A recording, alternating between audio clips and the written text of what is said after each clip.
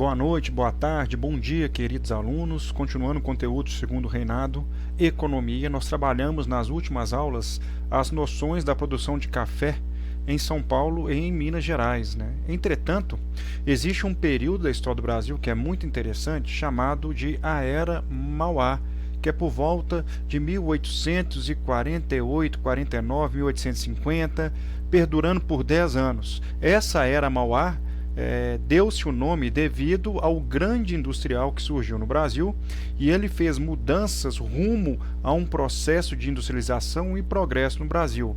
Obviamente enfrentou barreiras, né, para esse crescimento, uma vez que o Brasil era agrário exportador e não desejava essa industrialização, essa vinda do liberalismo e a mudança, né, na economia brasileira. Os grandes cafeicultores resistiram a essas mudanças e tentaram barrar esse crescimento industrial no Brasil, e foi o que aconteceu. Entretanto, vamos tratar o que foi, né, essa Era Mauá. Definindo a Era Mauá, de modo geral, é um período que foi determinado pelas ações de um rapaz chamado Barão de Mauá. Na verdade, o nome dele era Irineu Evangelista de Souza. Ele era político, industrial brasileiro, né, que fez um processo de aceleração do período industrial brasileiro.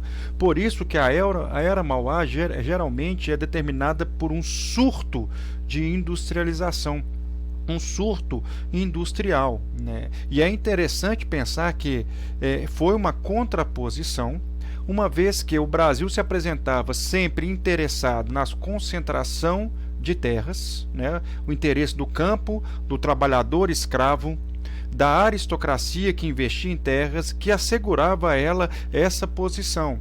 Então, para se conseguir esse processo, era necessário vencer esses entraves, né? Principalmente em relação ao escravismo. Beleza? Fica a pergunta, beleza, professor, mas onde surgiu esse cara?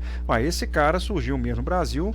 Ele era órfão, né? Não conheceu os pais, ele foi adotado, trabalhou desde cedo, desde 8, 9 anos, trabalhando por um industrial inglês que estava aqui no Brasil, e ele aprendeu desde cedo os nuances do liberalismo, lia Adam Smith, todos os grandes liberais do período. Então ele decidiu aprender a investir. Desde pequeno ele tinha muito tino para os negócios. E esse inglês que percebeu isso foi o tutor dele e ajudava ele nos investimentos, e até ajudou nos primeiros investimentos, né? É claro e óbvio que no Brasil, para conseguir fazer essas mudanças, ele tinha que também ter a vontade política do lado dele, ou seja, esses deputados, né, federais do parlamento, né, que eram decretados alternando no poder, era necessário que eles fossem liberais e necessário que eles comprassem o que ele queria vender, o peixe dele, que era esse processo, esse progresso do Brasil. Mas por quê? Lembra que nós falamos dos partidos brasileiros? Ora alternava liberal, ora alternava conservador, e que esses partidos não estavam interessados em grande mudança no Brasil, apesar de pensarem diferentes?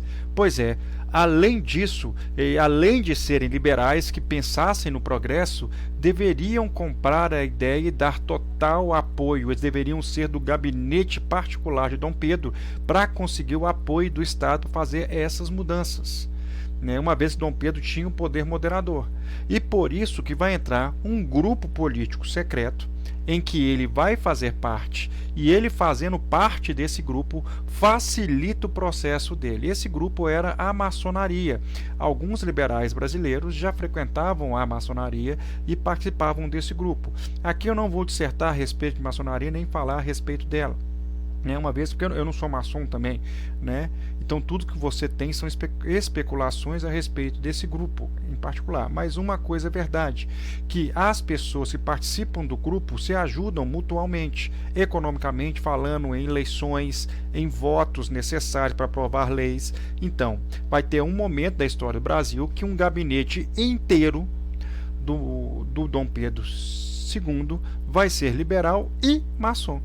O Mauá, o Irineu, sendo maçom, ele consegue então a vontade política para desempenhar esse papel, começando principalmente com uma lei em 1845, chamada Tarifa Alves Brancos. O que quer dizer isso?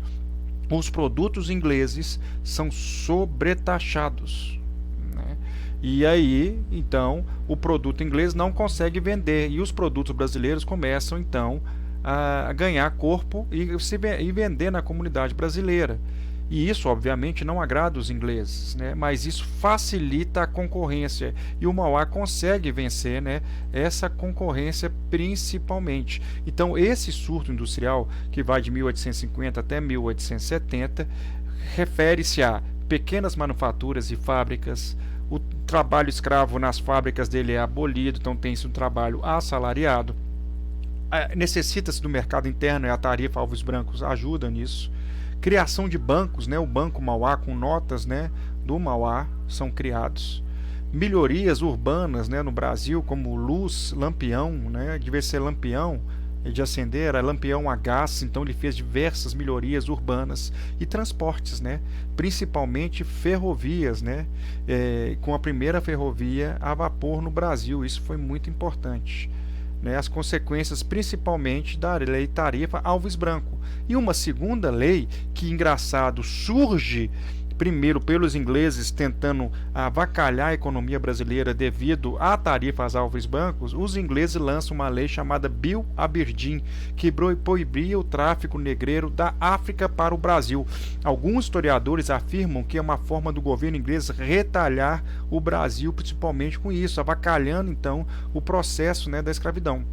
Entretanto, na visão do Mauá, isso era muito bom, porque todo o dinheiro investido nos negros, no tráfico negreiro, agora poderia ser investido na industrialização do país. É uma movimentação do capital, né? E alguns historiadores relatam que com o fim da escravidão poderia haver um aumento do consumo interno brasileiro, principalmente com o fim da escravidão, os negros passariam a consumir.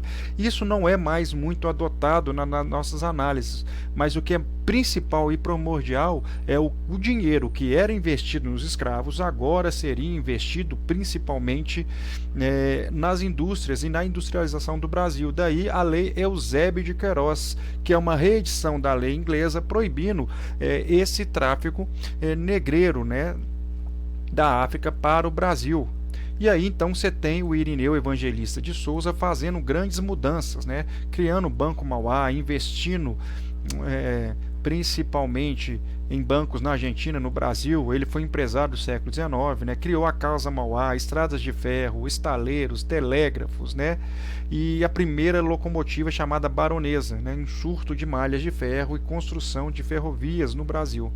Entretanto, Mauá tomava posturas, muitas vezes, e nuances sociais que não agradavam o imperador, e por isso os grupos conservadores tentaram minar a imagem de Irineu junto ao imperador. E aí, qual foi o problema? O Brasil vai entrar em guerra, principalmente a Guerra do Paraguai, que será um tema de outra aula, e o governo brasileiro pede ajuda a Irineu.